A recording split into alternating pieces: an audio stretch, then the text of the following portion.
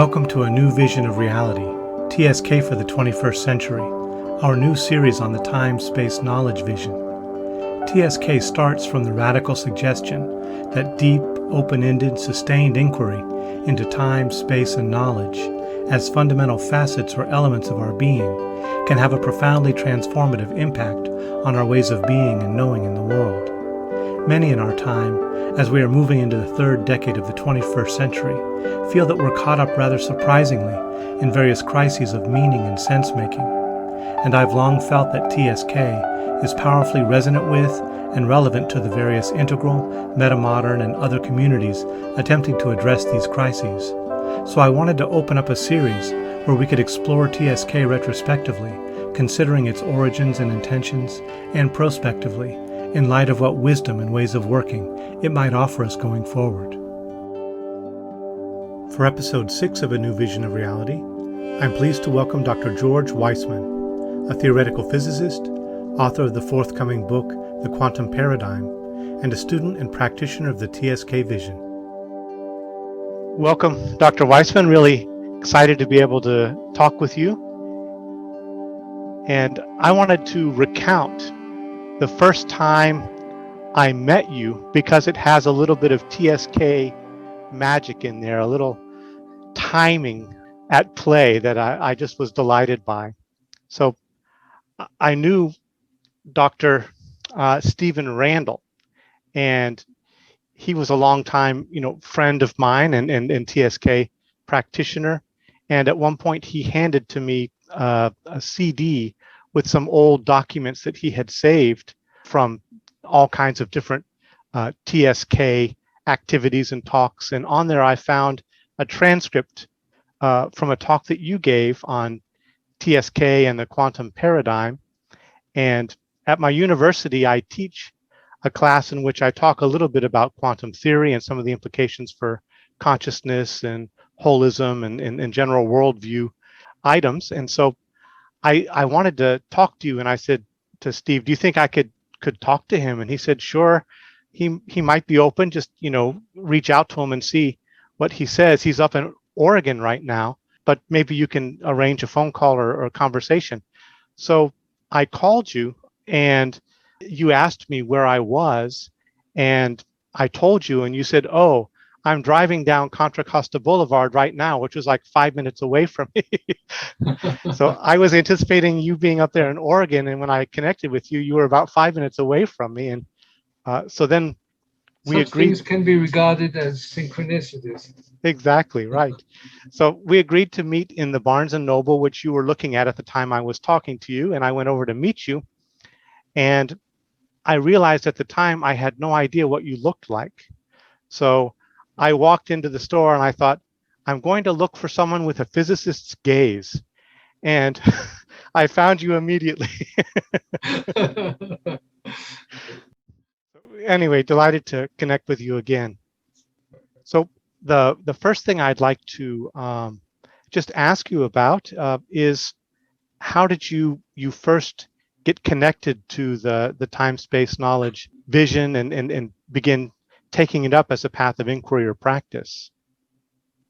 Well, that was in 1977. I was up on the hill above the Nyingma Institute, where the Lawrence-Berkeley lab is, and I was doing my Ph.D. in theoretical physics. I was in my last year, and I had started this group about 3 years before called Fundamental Physics Group with a colleague, Elizabeth Rauscher. We had started this group, and it kind of became a big thing, the kind of an impetus for what is sometimes called the new physics. Or there was a book written about it by a historian of physics, David Kaiser at MIT, called How the Hippies Saved Physics. So in any case, I was involved. I'd started that group, co-started that group, and I guess through that, somehow Rinpoche had heard about that. So I got this message would I as a physicist review a new book that he had written called Time, Space, and Knowledge. which was in the preparatory stages then. And I said yes, and I reviewed it. The first time it didn't it made an impression on me, but not a big impression. The big impression, every time I studied it in subsequent years, again, it grew on me. So until it came to kind of dominate my life, or not always in an obvious or demonstrative way, but underneath it became, the enduring influence. But at that time, I just did it. I gave my comments, and then I went back to Switzerland shortly after that to do my postdoc. And when I visited, then I got a strong interest in Buddhism, and I met Rinpoche at that time, and he suggested that what I was looking for, which I'm sure we'll get to in the course of this interview, which was something that would allow me to study a spiritual teaching that has a bearing on the structure of the physical world. I mean, you could say on physics, on science in general. So he suggested TSK, which I had reviewed. He suggested that, and so he pointed me towards a teacher, and then that's how I began. And of course, over the years, it's gone on much farther than that, but that was the beginning. Wonderful. I didn't know that was what you were one of the first to review it. People have told me that very early on, some physicists looked at it, but I didn't know it was you.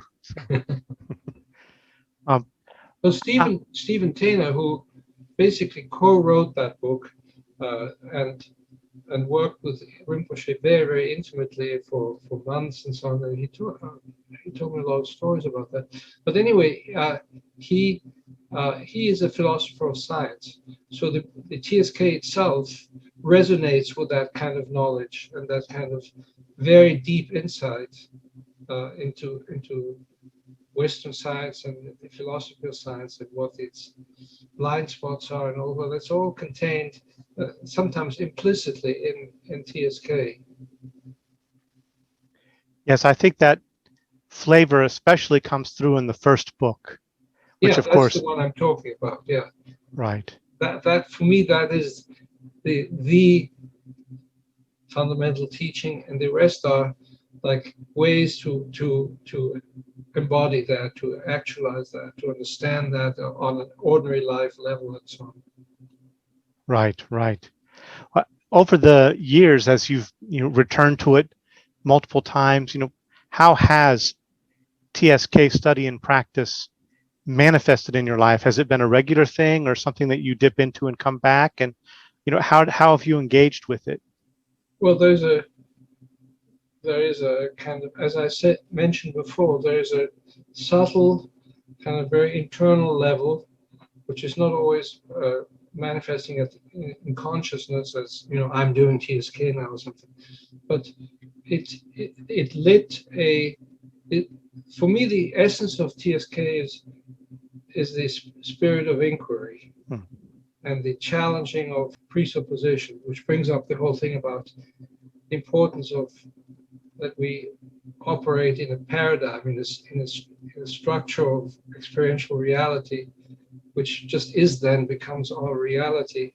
But most people, most of the time, are not aware of that. They just think the output of that paradigm is the way the world is, or something like that. And that itself, this whole study of paradigms and how to, if you're kind of really operating within a paradigm, how to free yourself, which doesn't mean not operating in it anymore, but it means not being captivated by it, but seeing it operating and seeing the way it limits your view and not letting it necessarily limit your view. But so that whole, and then the communication between different paradigms, which is a big topic and a source of a very important world issue too. So those things were all kind of strongly stimulated by by my study of TSK. And so I did go through a 10-month program. I mean, originally it was a 10-month program, then later a 9-month program with the teacher Hal Gurish. And now, right now, we have an ongoing TSK contemplative group. I mean, there's been that, but there's also just my activity as a physicist, or as just my philosophical interest. And I mean, in my whole life, this has been an incredible kind of impetus and inspiration. I think from what we've just talked about, probably the first book stands out to you as the most influential. Are there any TSK practices that have been especially useful or resonant over the years? I'd like to tone down the especially and just kind of what comes up when you ask that question. There's been several of them. For instance, right now, I'm particularly interested in the group of exercises that have to do with the challenging the polarity of knowing, the subject-object dichotomy that we usually, our culture has adopted. So, the subject-object reversal and those other about 3 or 4 exercises in that follow it are particularly interesting to me now, because in quantum theory turns out to be a theory of knowing, of knowingness, and so the insights of TSK and the embodied insights of those exercises are very central and important for studying certain issues in quantum theory. The very foundation, the very kind of why it's set up the way it is. Is it too much of a rabbit hole? Would you be able to unpack that a little bit about what some of the insights and implications are? Well, it can certainly be a rabbit hole, but try not to make it one. Classical physics and classical science, and most of science today is classical. Most of physics is, if not classical, still inspired by a classical paradigm which underlies it, is that there is an objective reality, things that either fields or particles or whatever that are out there, independent of consciousness, independent of being seen. They're just there. And that view is basically falsified by quantum phenomena. But even quantum theory, I mean, if quantum theory falsified it, you could say then maybe the theory is false. But no, the actual phenomena show that the world is not that way. that there's an intimate connection between that subject and object are more like poles rather than separate domains. And so that puts, that completely turns the ontological pyramid on its head. Instead of the basic being matter and then it self-organizing in some way and finally ending up in certain complex systems that somehow, God knows how, if God exists, end up in consciousness. Now consciousness is, or not the narrow idea of human consciousness, but let's call it awareness or Rigpa or whatever you want to call it, that is the fundamental thing, that everything arises out of that. And that quantum theory, although you cannot say that quantum theory forces us into that, there are other interpretations and there are certain people who adhere to these other interpretations. But the way I see it, and Well, I mean, objectively speaking, you can say that none of those interpretations of quantum theory have gained general acceptance or even majority acceptance. So there is something iffy and unsatisfactory about each one of them. They seem to solve some problem, but they leave other things. So that's the situation in interpretation of quantum theory, by which I mean, by the way, that quantum theory gives us experimental predictions for if we do this, we prepare a system this way, and then we observe it, we're going to have this or that a result with this and this or that probabilities. That's basically how it operates, but it doesn't tell us what this physical system or what the world or what the universe is to manifest in that way as quantum theory predicts. In fact, that's been for 100 years, the big conundrum that it's a fantastically successful predictive theory without an interpretation or with no convincing interpretation. So that's the issue that is raised by the question you asked. Why could I unpack that? Yeah, a couple things come to mind there. First, just thinking in the TSK context of the teaching around nuclear time, and that the idea of a nuclear time forces you to see past and future and the whole arrangement of temporal unfolding in a more holistic and co-implicated way. And it seems that the subject-object reversal and some of the others are pointing in the same direction, a kind of nuclear epistemology or something where you begin to see, the co-determination of subject and object rather than than necessarily, matter being the foundation that has to produce consciousness later. I don't quite understand the term nuclear time. Can you tell me what you mean by that? It comes up in a later book than the first book, and I don't remember which book mentions it. It might be Dynamics of Time and Space, or it might be Knowledge of Time and Space. I can't remember which one, but one of them proposes this idea of a nuclear time in which you have to see past and future kind of unfolding in a single sphere rather than this linear. Rather than a sequential. Yeah. Exactly, right. So it's a kind of just a thought experiment that he entertains. He doesn't put it forward as a fact about reality, but he entertains it as a way to, go deeper into our experience of time. Yeah, I mean, physics itself is casting a lot of doubt on this idea of sequential time or of becoming of an actual of a now, other than the here and now of experience, but the now everywhere in the universe, that now is very loose. It doesn't seem to exist. Things are more like an eternity in which somehow, to a certain perspective, it seems to be evolving. Something like that. Right. But I mean, these are kind of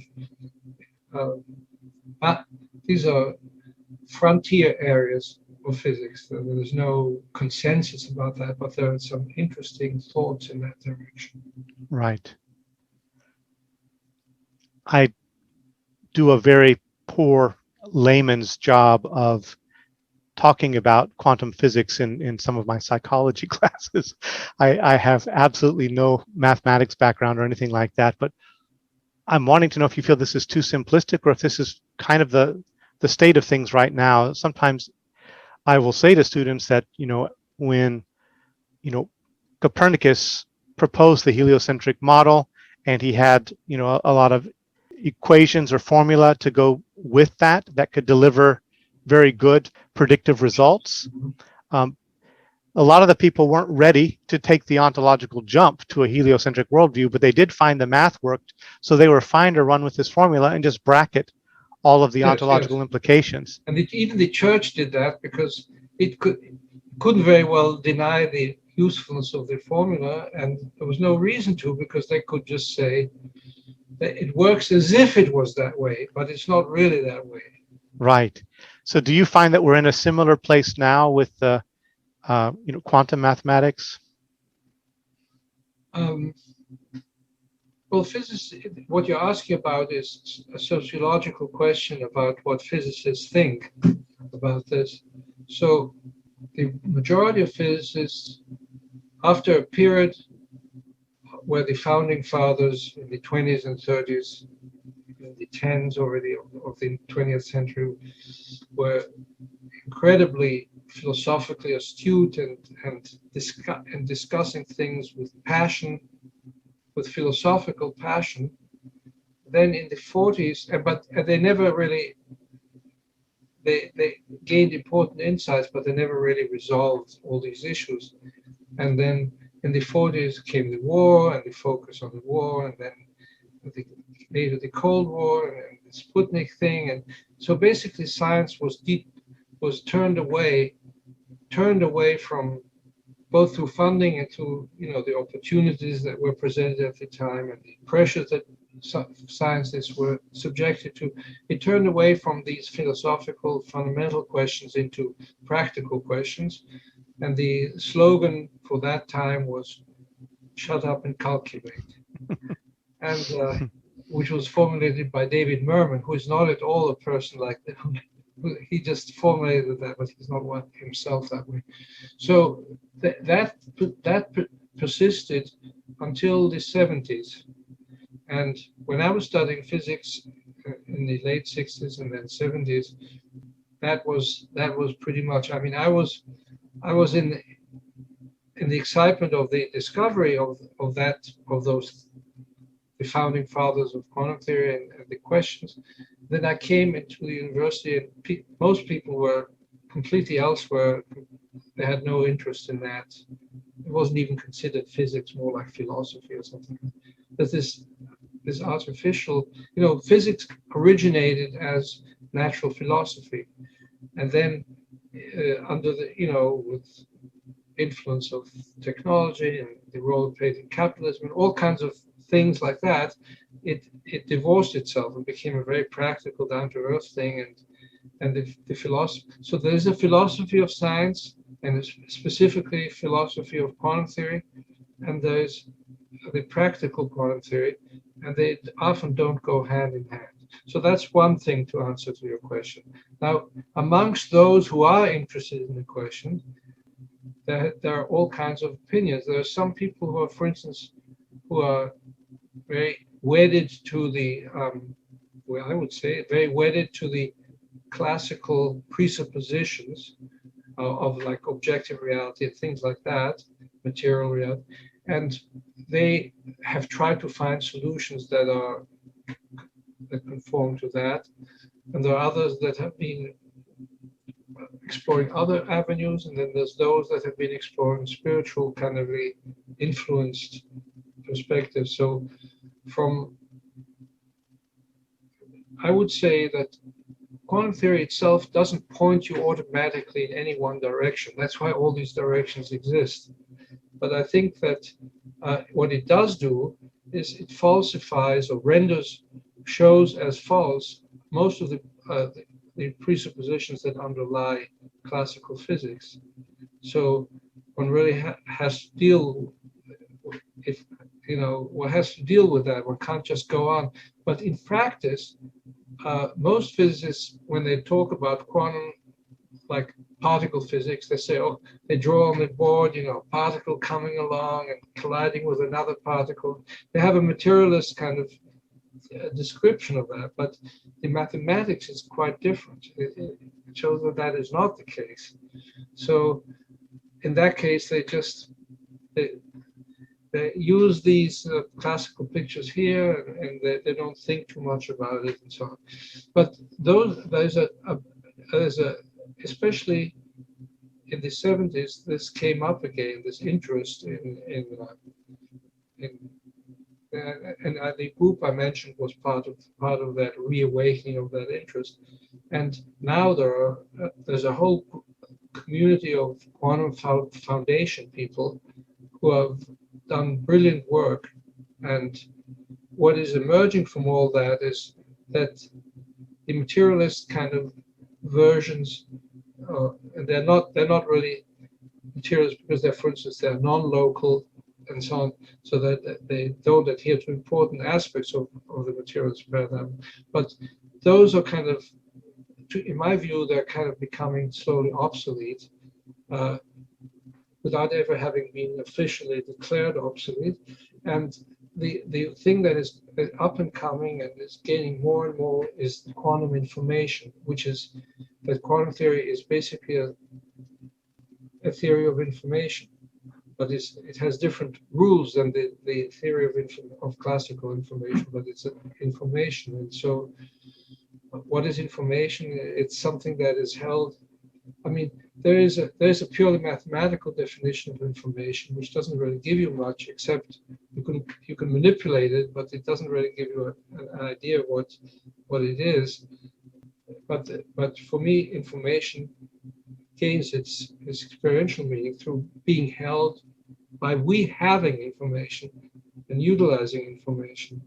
And so, since it's not a since quantum theory is not seen anymore as a theory about things that exist, but things that we know. So we become an essential part of it. There's the observer or the subject and the object, and as what's coming out here is that for some people it's clear that it has to do that it's a theory of awareness and consciousness, and for some people they kind of shy away from that, and so they just treat it as a mathematical information theory thing, but that it is information theory, that a way of thinking about it that fully matches it, that is acknowledged by both sides. The ones who just think of it as mathematical, and the ones who think of it as aspects of consciousness.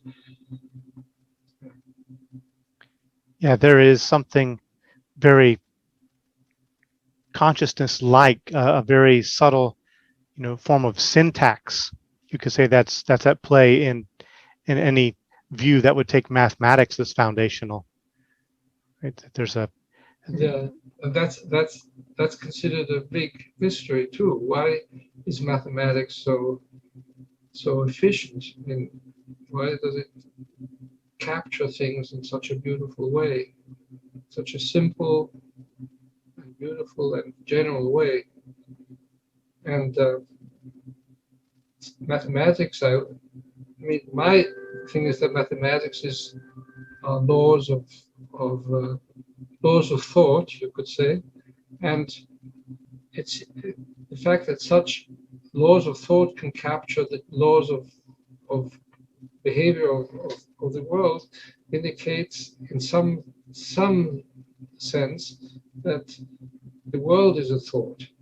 And now, not a thought in an abstract way, but that was the way Eddington, a Nobel Prize winner and a great physicist of the early 20th century, that's how he formulated it, that it shows. And he said that in 1928, just after quantum theory had been formulated, the world seems more and more like a great thought than a great machine. I've heard David Bohm say that, and he may have just been quoting Eddington. Yes. Mm-hmm. Right. Would you mind sharing a little bit about your background in work in physics and what you've been looking at, and possibly how that has contributed to your interest in the possibilities for a quantum paradigm? Well, one thing that I should mention is that I've been interested in science since I was about 7 years old, and I knew already from then on that I wanted to be a scientist. But it turned to physics when I was about 18. My brother had an influence on that too, and so at the time I was a very kind of militant atheist and materialist, and how things change. And then, so when I was about and I had no background or interest in spirituality, but in 1929, I mean in 1974, when I was 29, I had a spontaneous mystical experience, or whatever you want to call it. And I experienced the world kind of as consciousness, and in a way which is very hard to describe. People have tried. I've met several people who've had similar experiences, and these experiences have had a similar effect on their lives. So for me, and I was just beginning to do my Ph.D. at that time, and to zero in on quantum theory as a field of interest. That the fact that the world so obviously incontrovertibly has the spiritual aspect, is conscious, is a fundamental awareness or something like that. And the fact that the world behaves as if, in many ways, as if it was consisted of matter which existed in its own right and so on, and that it was fundamental, and consciousness arose through complex, the heart problem and so on. That, with that experience, that question, that deep mystery arose for me. Like, how can it be this and that?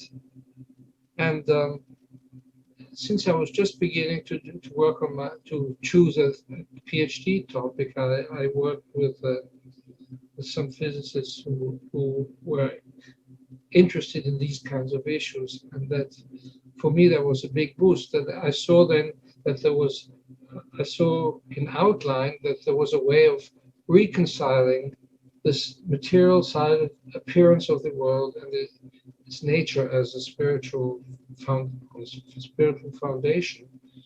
And that's I saw that quantum theory, the understanding of quantum theory, would be central to that, and that's what set me on that course. So a mystical experience at that point really kind of set the shape of some of your subsequent inquiries, both professionally and I'm imagining personally. It's kind of strange because some people would just say, skeptics would say, well, it's just an experience. It doesn't. What does it show? It's just your interpretation of it. But there was something about an experience that was much more real than ordinary experience. It was just very direct, and after the fact, it's even quite hard, especially after many years, to recapture that feeling. But it was absolutely compelling. There was no question that it was real. And so I had been deeply kind of led to believe and operate in a in a materialist paradigm. And so that was like a living koan. But right. How can it be? When I met with you, some years ago, in our synchronistic meeting, I talked to you a little bit about, you had mentioned that you were working on some ideas about developing a quantum paradigm, and I know your transcript I had read had mentioned that. And are you still working on that? And what's kind of the direction that you're aiming with that, especially relevant to TSK? Well, let's start with the last comment, especially relative to TSK. I mean, TSK, as I mentioned before, started me kind of really alerted me and inspired me to this. It's kind of a skepticism, but it's a skepticism of one's own foundations. It kind of leads you again and again to when something is obvious, to see why is it obvious, and what is the underlying presupposition, and does it really hold? And especially if the presupposition is leading to all kinds of difficulties, then you're particularly motivated to that. But it's something that was awakening me. Can you give some picture of what you're looking at with a quantum paradigm? What does the world look like through that lens? you can work from both sides. You can work from the quantum theory, but now you're not just casting about, you kind of know which way to go. So you can work your way from that into principles of quantum theory and of quantum logic, and work towards the underpinnings, the kind of, the cosmogony, like how does this arise? I mean, if you really start from fundamental awareness, how does this arise? So you work your way towards this idea of fundamental awareness and the idea of distinctions, as, for instance, described in mathematics, of which is described in the Laws of Form, the book, The Laws of Form, by G. Spencer Brown, that was also published in the 70s. So you see that quantum measurements, which are the middle of the grist for quantum theory, are basically forms of distinctions. So if it's like you're asking universe a question and then it says yes or no, and that becomes a piece of information, and then you trace back to how do distinctions arise in a more fundamental mind. So you can work your way back, but you can also work your way from the other side, and you don't have to do all the work yourself experientially, because there are some texts like the Avatamsaka Sutra and the Srirangasana Sutra and the Vedic texts and the Tao Te Ching and so on that give you hints. So, or also, like Plotinus and Martin Buber and other philosophers, and so it's a cosmogony, how from fundamental awareness to do the different levels of the I, the sense of I, and then the distinction between subjects, that subject-object division, and the distinction between individuals, and how do all these things arise to become a world of embodied beings, because the world of embodied beings, sensory embodied beings that sense object, quote, outside of themselves, is the world in which quantum theory operates. So how do you even get to that place? So you can work both ways. And that's the things that are, some of the things that I'm researching now. It's interesting. I follow some philosophy of science and philosophy of consciousness discussions over the years, and interestingly, I went back to college after a long gap. I had been going to college and I needed to drop out, and I ended up being able to go over to Asia for a number of years, and I lived in many different monasteries and ashrams and did years of practice over there, and got to read a lot of philosophical and spiritual texts from Buddhist and Hindu traditions, and I was steeped in that for a few years. And when I came back to the US, I took a philosophy of science class trying to get back into the university, and I found I was able, through all of that immersion in Eastern texts and practice, to quickly understand what they were talking about in these philosophy of science texts in terms of the fundamental questions about ontology and epistemology. And I got it right away, and I was a hippie looking dude and no science background, and my professor was like, "Where are you getting all this? How come you get it and all of these science people don't get it?" Meditation. Yeah, it's interesting how you get not only the method, you not only see the method by which science works and how it validates information and so on, but you see its limitations. And people who come from the sciences in general do not. They may be able to see the structure of science and how it operates, but the limitations are like a blind spot for many. For many, That's what I agreed. found in my also discussions with scientists. One thing I was, thinking there is that, watching since then developments in these fields over the years, for instance, Roy Boscar's movement from, critical realism and a very hard realist perspective on science and on reality, all the way over to, in the end of his life, meta-reality, where it became much more interested and focused on non-duality as the fundamental presupposition that has to inform any philosophy of science, and consciousness is fundamental. So it's interesting to watch him take that journey, and It's in very consciousness. inspiring because Yeah. a lot of people don't mature in that way. They get stuck in that pattern. Right. And do you feel that there's anything beginning to shift? I've noticed that, it seems to be more okay in mainstream circles to talk about something like panpsychism now than it used to be a few decades ago.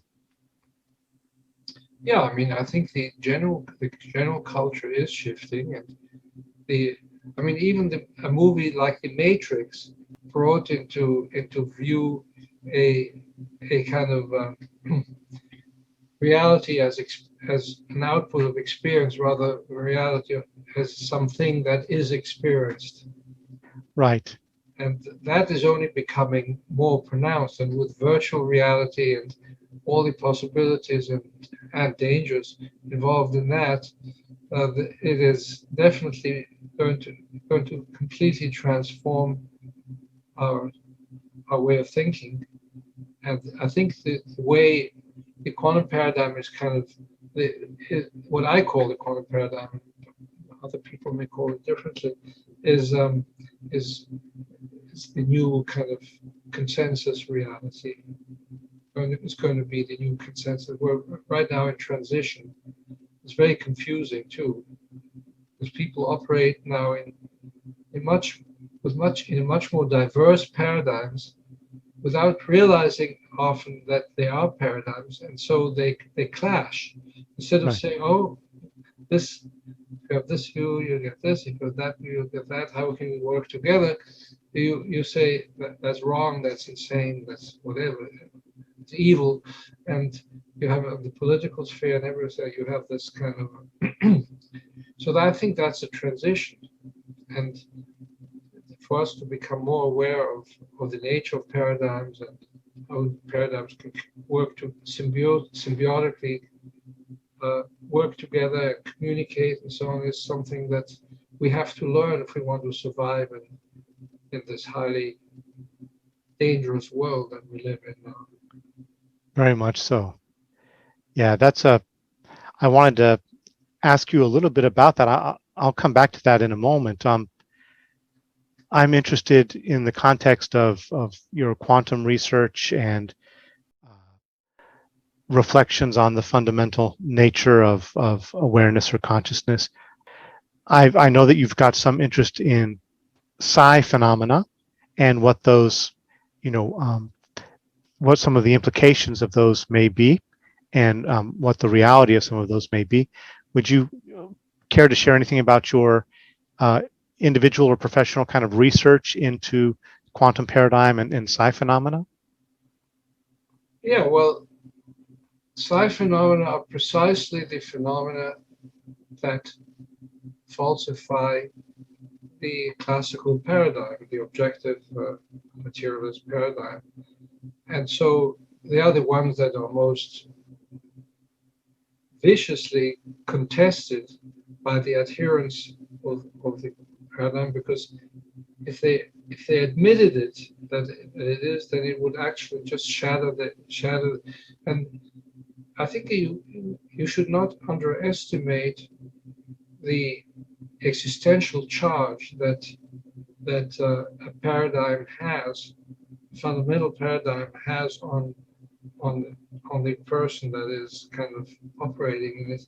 It is their reality. And if you challenge, for instance, the materialist paradigm, although in many ways it's a desolate, hopeless, dark, meaningless world that it creates by its operation, which can still be hidden away by secondary paradigms, but the foundation is that life is that everything is just matter and operating one thing, and it's blindly operating. It's all coincidence, and nothing has meaning and so on. And there's nothing after death. I mean, it has and we're separate beings, and it has all these different implications, and yet it gives us a sense of security that matter, that there's something that is there and cannot be fundamentally changed without large violent things being done to it and so on. Whereas in the quantum paradigm, it's basically based on the notion of emptiness, that things are empty of self-nature, and things can shift completely and very, very rapidly, very seemingly chaotically, and so I think that is part of the reason that people are attached. I mean, it's a beautiful thing in a way that you can understand the laws, and you can kind of calculate the planets, the motions, and so many other things. It's very powerful and beautiful, and it has to be respected. And I think it has to be, it should be understood from a perspective which doesn't start from those assumptions. Why the physical laws hold as much as they do, and so on.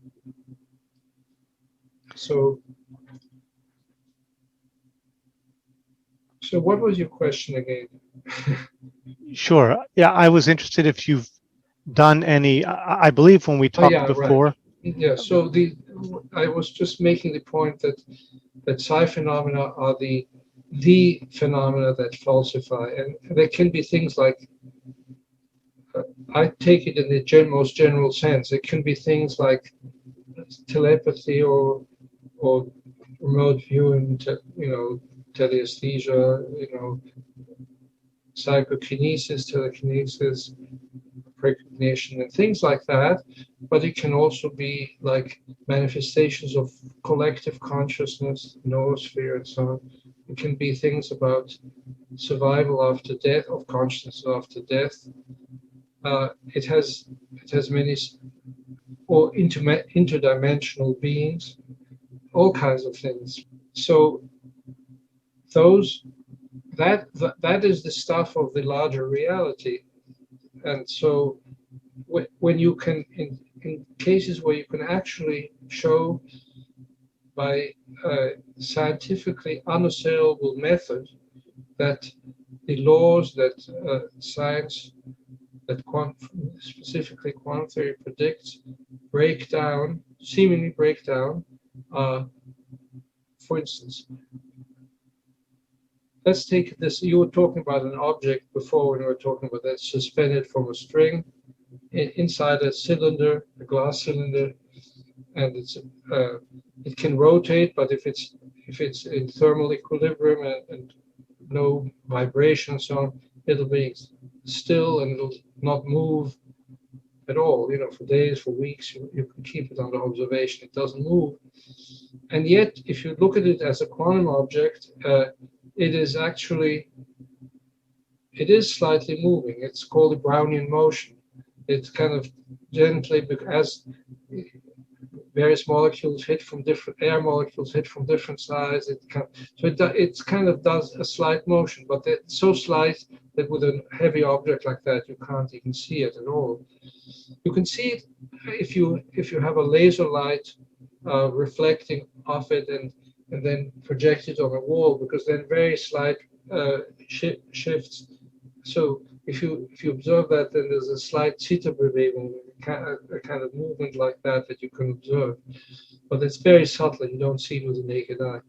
So when I focus, and I actually do this on a daily basis. This my experiential tie-in to that. So I move this, I just focus on it from a distance, and I get it to move. I found out how to do that. I took a course in Russia about 12 years ago. But before that, I had not been able to do it, in spite of trying. But anyway, when I make it move, then I'm doing something which, according to the laws of very fundamental laws of quantum theory, would be not classical theory would be impossible, but according to quantum theory, it would be extremely unlikely. I mean, you would have to wait for millions of years to see something like that happen, or maybe even longer. And yet I can make it happen within 15 seconds or 30 seconds. So for me, that is a visceral kind of connection to how I'm connected to this object in a way that ordinary physical ideas fail to account for. And so things like that are an important kind of confirmation that we're on the right track for me with this quantum paradigm. It's not, the quantum paradigm doesn't just have to provide a logical, coherent, and mathematically complete foundation for the theory, but it also should illuminate more what is actually going on. For instance, in this example, in my view, the quantum theory makes predictions, but they are only predictions of probability in general. If you prepare the system this way and you measure this parameter, then you will get, with 60% probability you get that, and with 20% you get that, and so on. It'll specify what can happen and what the probabilities are. But when I do this experiment without any intention, it'll show, for instance, with this thing, it'll show that it's just a very slight, very imperceptible movement, and it'll only every millions of years it'll show any visible movement. And yet when I have an intention that it goes a certain way, that falsify that then you could express it in different ways. You could say the probabilities are shifted. They're no longer the quantum probabilities. The probabilities of the quantum theory physics. Anyway, the predictions break down because the predictions of quantum theory hold in the absence of any intention that could influence things one way or another. You have maybe myriads of things that we can't even perceive, that we have no idea of, that are moving things this way and that way, but the net result is that it doesn't move. And then when you have one particular thing that you can identify, maybe your intention to move it, then so that shows me that the so-called laws of nature, which are the laws of quantum theory, the statistical laws of quantum theory and the conservation laws, that the statistical predictions of quantum theory are only in the absence of taking account of consciousness. But when you do take account of consciousness, the laws break down. For somebody like me who just is a little bit dabbles in this, it gives, with a sensitive instrument, it gives you departures.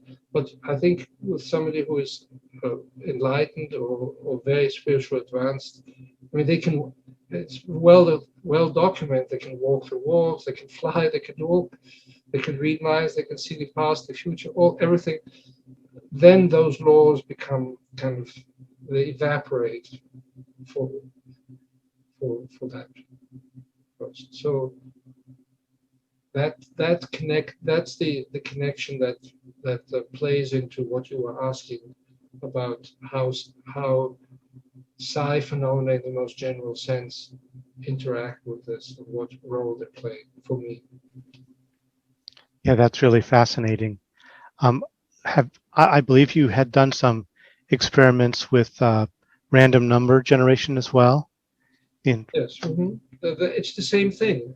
Right. Here, the random number is a step in this direction or a step in this direction, and there, it's 1 or 0, and the 1 turns a red light on and the 0 turns a green light on. So you have a device that is powered, let's say, by radioactive decay, which is a random quantum process, and it's a perfect random number generator, and it's made visible by red and green lights. And so you have red, red, green, green, green, red, green, red, red, red, green in a completely random fashion. And when you and there's a computer that counts the reds and the greens. And so when you press on it, then it starts counting, and it can't be erased, so that you can actually give this device home and people can play with it. But when they press the test thing, then they can't erase it if it doesn't work out for them. So anyway, so then it counts how many reds and greens, and you say at the beginning, I want more reds or I want more greens. And so if you press that button, and then the result is there for everybody to see and unchangeable. The results with those are they are statistically highly significant, but they come out of very large series, like 10,000 reds or greens, and you get 1% more reds and greens. That's already very statistically significant. But when you're actually doing it, you can't know whether something is working or not, because it's such a small shift. So people have not been able to learn that way. And when people can't learn something and they do a repetitive task, they actually get worse. And that has been shown many times in parapsychology. So the secret is, how can you learn from feedback? So with this rotating device, for instance, I could learn through feedback, and you can see whether it's rotating or not. And that immediate feedback gives you a very good handle on how to develop this. It's kind of like, it's biofeedback. Like you can make the temperature of your finger go up, or your pulse. If you measure it and display it, and you have an intention, and then you see what works, and you can. It's a feedback loop, and you learn how to do it. That's what that is. Yeah, that's really remarkable. I remember reading an article, and I don't remember enough details about it. You might be familiar with this experiment. There was, I believe it was either a German or an Austrian physicist, and he was very annoyed by apparently the quantum implication that, objects maybe are not there the way that we think they are if they're not being observed. And he said that, the moon is there regardless of whether consciousness That is was observed. David Mermin who said that. He's the guy who said, shut up and calculate. Oh, okay. Moon is, yeah. And Einstein was actually the first one who in a discussion with somebody else, I can't remember, said, you mean to tell me that the moon isn't there when I don't look? Yeah. Well, I think there was another physicist later, not that long ago, about 15 years ago, who decided he's going to put it to the test. And he said, I'm going to build a machine, and if I get this result, I'm going to demonstrate that the idea that the moon is not there is absolutely falsified. But if I don't get this result, then I have to accept the quantum implications. And he put a lot of effort into it, and he did years of work on it. And when he carried out the experiment, basically it showed that quantum theory was right, and he couldn't absolutely trust that the moon was there. And he begrudgingly admitted that that's what his result was. Well, in quantum theory, there are no objects there. There are events.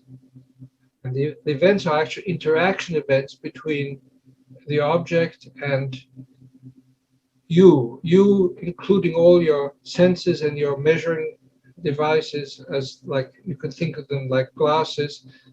You and the object and the events are the reality, so to say. They're the real things in this theory, but they're events. They're not things.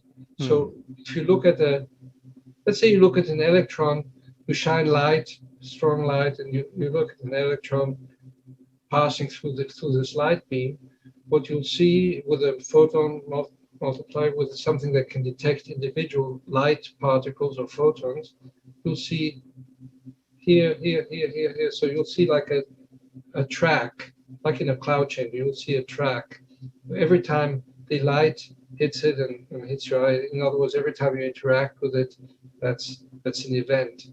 So those events are there, but the idea that there is something in between the events that is moving, that can be falsified. So actually, it turns out, even when you have a large, like a golf ball moving along, and you can see a continuous thing, if you break it up by a very sensitive observation, you'll still see, like on a TV screen, you'll see individual pixels, lighting up and so. It's still events. They're still, but now they seem so solid that you can usefully form the concept of an object that exists there. But it's still the events, the so-called quantum events. Those are the kind of realities of quantum theory. TSK points in that direction with the idea Yes, that exactly. things have a tendency to exist. Exactly. Right. To manifest. Right. Yeah. One of the things that Rinpoche stated when he first introduced TSK was he had the hope that it could possibly serve as a bridge between the sciences and religion or spirituality. And what do you think of the possibilities of TSK serving such a role? Well, Rinpoche and I have discussed this back in the 70s, that this would be a viable program. So I definitely agree with that idea. I think that TSK, that Buddhism also has that potential.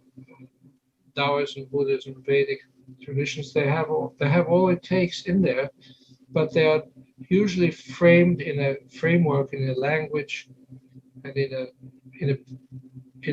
a mythology, so to say, that is not accessible and not credible to the modern scientifically trained mind. Right. TSK, while having the same kinds of insights, but more framed more in terms of time, space, and knowledge. Time and space are the fundamentals in physics. I mean, it's in terms of TSK, it's a lower time and a lower space, but it's still, and knowledge is knowingness is related to consciousness. So and the time, space, and knowledge are the three facets in TSK of being. So in that teaching, the integration is already contained in the very foundation. And I think that for me, it has been more accessible.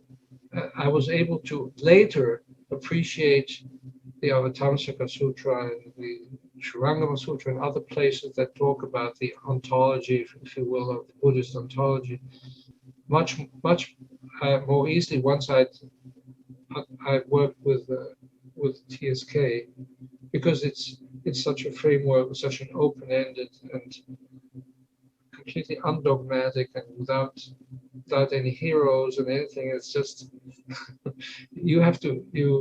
it's an invitation to explore the world in a deeper way. And so I think it can very well serve. I'm not saying that it has to be that way, that it must be TSK, but for me, TSK has been a more credible path. Mm. In terms of I would say maybe the crisis of knowledge that we seem to be experiencing now. I know with your work on the quantum paradigm, for instance, that you in part are concerned about the fragmentation that prevails in society and in the psyche. And I know that David Bohm and others have been concerned with something similarly. And nowadays there's talk about a meaning crisis and breakdown in sense making and things like that. And just it seems to be some of our deep ontological presuppositions are breaking down in some ways. Some of our older classical models are breaking down. our epistemologies are being called into question, and we're looking now to, have to develop something that's more robust and able to kind of meet the complexity of the mounting crises of our time. So what is your feeling about the potential of TSK and maybe TSK in conjunction with the quantum paradigm to meet some of these challenges? I think it's more than it's a fragmentation, but it's more than that. It's a systemic breakdown at all levels: ecological, social, cultural.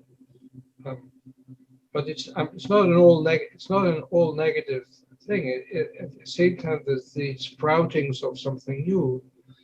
But there seems to be a mismatch. The systems that are breaking down are so enormous and so weighty and so seemingly unmovable, and then the greening between the cracks in the cement is so fine and so subtle. You don't see how this could finally affect that. But my hope is that, I mean, definitely when a system is breaking down, then it breaks kind of into what could be regarded as a chaos, and out of that chaos, new things can sprout, especially if the germs are already healthy and strong and operating. They can quickly crystallize this into a new order. Whereas when you're in the prime of any kind of system, social, cultural system like that, you're in a seemingly immutable situation that is just you have to adapt to it and so on. But here we have both the danger but also the opportunity to affect something new.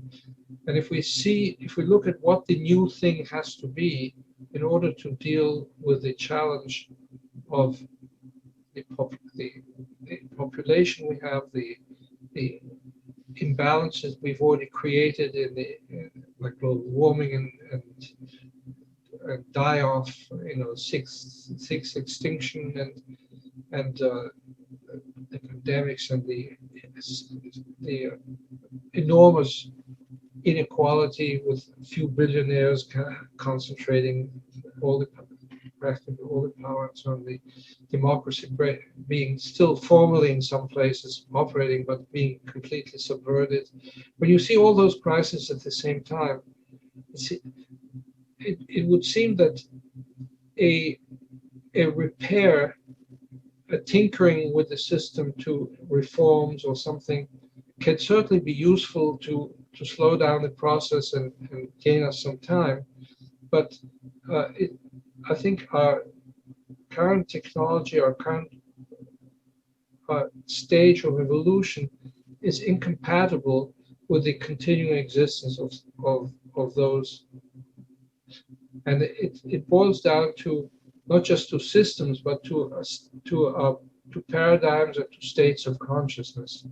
I think we are fragmented, not only that we have different paradigms at odds with one another, but we're fragmented that when we believe in individualism, then we believe in the fundamental fragmentation of consciousness, which can only be linked together through interactions, but is of basically separate and inalienably separate objects or subjects. So that fragmentation, that kind of fragmentation, I think has to be overcome. In other words, Teilhard de Chardin, 100 years ago, a Jesuit biologist, a visionary, formulated the idea that our universe evolves, it evolves from simple, like particles, to gradually atoms, to gradually molecules, to gradually macromolecules, to gradually cells, to gradually, kind of organelles, to organisms, to multicellular organisms, to societies of multicellular organisms, and finally to his logical conclusion of that is the neurosphere, which is the collective consciousness of all life on Earth, and specifically also of human beings. And so the one that of all life is sometimes called Gaia, and then I think the noosphere is more used for the human subset of that. But anyway, the idea is that the next stage of evolution is overcoming this fundamental fragmentation of individuality without losing the diversity and the freedom. It's like if you take an organism as opposed to an organization. Organizations usually run in a top-down way. Even if there's some democratic feedback, the way it operates, the decisions are made on top-down. And in an organism, that is not the case. It seems like decentralized. There are certain, like the brain, there are certain things that control certain aspects, but then there are other centers. And actually, there's like a holistic kind of there's a holistic aspect of an organism, and I think that human society as a whole will take that form, and the quantum paradigm is suited for that because it shows that realities of that nature. I worked for and I'm still working now for 25 years with small groups of people being together in deep, is what we call deep community, and that leads to true interparadigmatic communication, because you're not communicating through words which are understood in our paradigm but uttered in another person's paradigm. So there's a basic mismatch. There's a different way of communication that arises out of that. So experiments like that have been done, and I think that it's nearly impossible for an individual, certainly for me, to envisage how that will happen in detail. But the elements of forming a noosphere are there, and I think that's what it'll take. Because if you think about having a society based on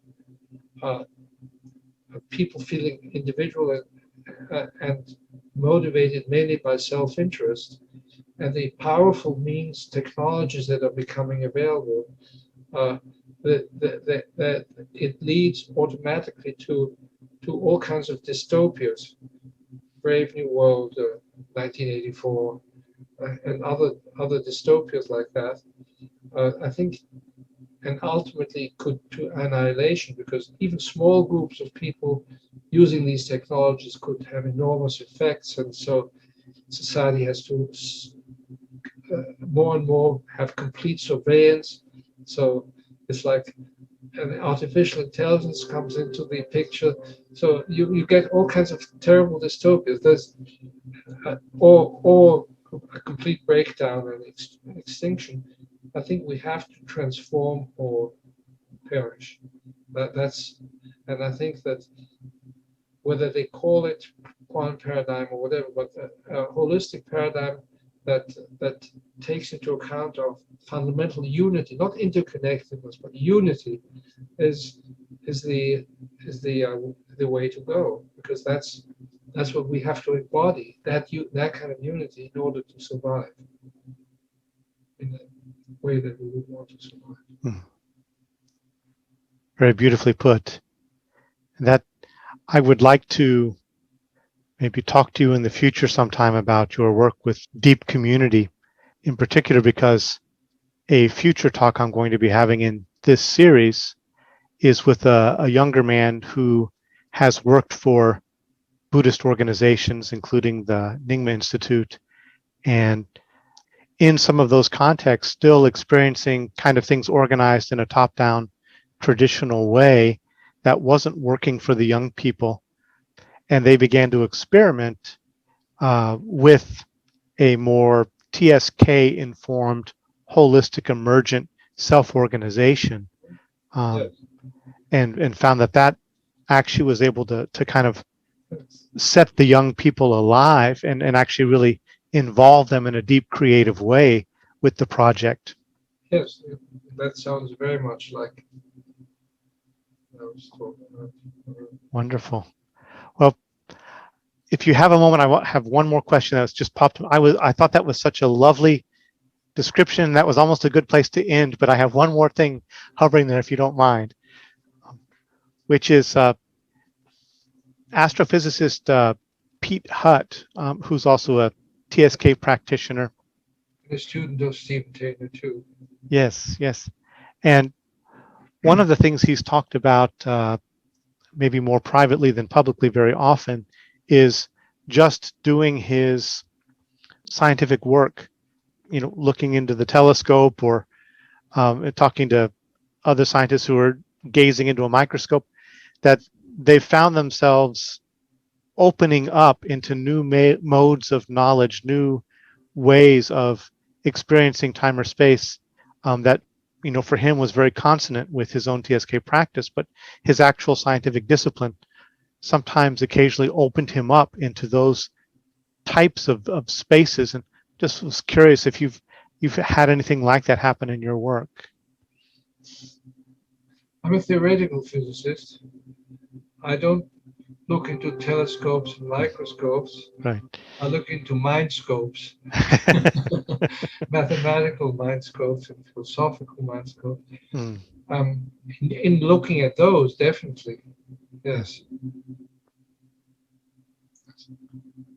Yeah, and one of the things that he's talking about, inspired by TSK, is that we have a fundamental model of reality, which is basically space-time and maybe now information. But he proposed that we need a basic reality of space-time X. Thinking of time space, and he put the X there for knowledge because within scientific context he was hesitant to say knowingness or awareness, so he put the X. But there's something there that's needed for the knowing informational consciousness domain. And so I know that there's a bunch of emerging models of consciousness now, the IIT and Or, and where do you sit with that, the hard problem and the emerging models of consciousness? What shows most promise for you? Well, the hard problem, to start with that, is formulated by Chalmers as the philosopher about 20 years ago in Tucson. I heard his talk. He was saying that the easy problem of consciousness is seeing how the structure of the brain and nervous system leads to the behaviors that we see. It's kind of like computer programming, that kind of thing. The hard problem is to understand what awareness is in those terms, and I would say to that, and I think he would probably agree, that it's only a hard problem if you formulate it in that way, that somehow we have to assume that the fundamental reality is material, and then how does consciousness arise out of that? But in the quantum paradigm, as we said before, the ontological pyramid is inverted. The fundamental awareness is the foundation, and everything. For that very reason, you can't define what awareness or consciousness is, because anything you would define it in terms of is less fundamental than it. So it would be misleading. So in there is no hard problem. If you want to say what the hard problem becomes is understanding, is basically the easy problem, which is not at all easy, but at least it seems possible to understand how the regularities, the habit patterns of the universe end up in something like organisms, like conscious organisms, and memory and distinction and things like that, which was what I was telling you at the beginning.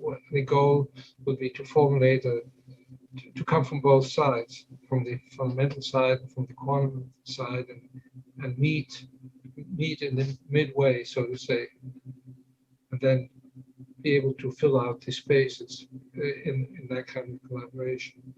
So yes, so the hard problem is a hard problem from a materialist point of view.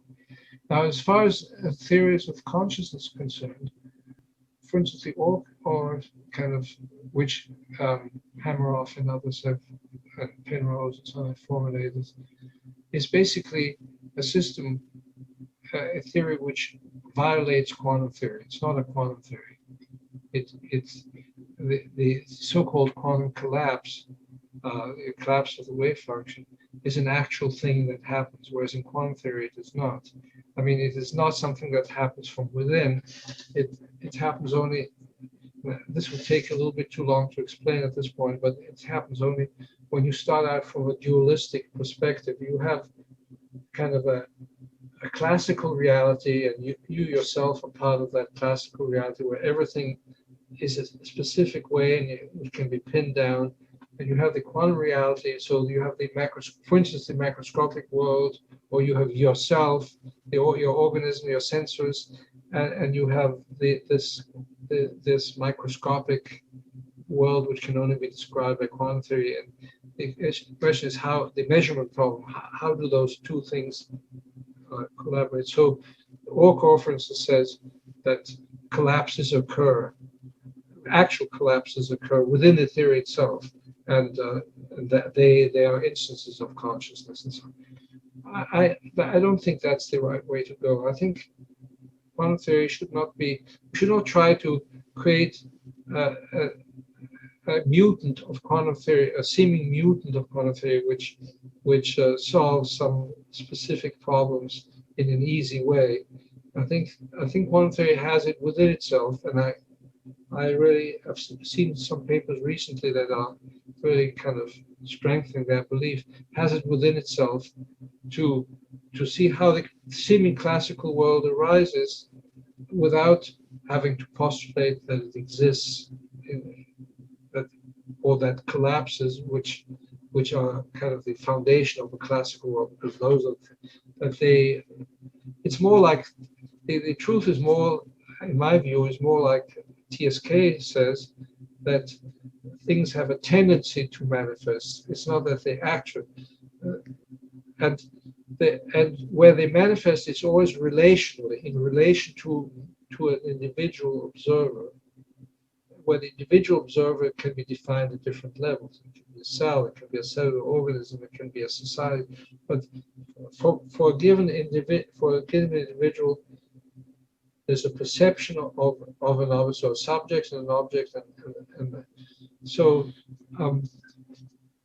the attempt to actually create a independently existing reality through changing quantum theory so that there are real collapses, I think that's the wrong way to go. And I think that quantum theory itself has it within itself to show how the appearance of classical reality, of things in themselves, as an approximate reality, how that arises in a purely quantum world.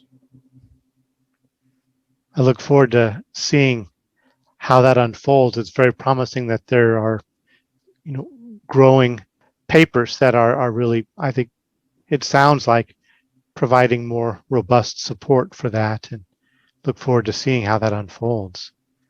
There have been some papers recently that have shown that I think that was maybe what you were alluding to too before, that have shown that there are no absolute facts. The facts are always relative to an observer.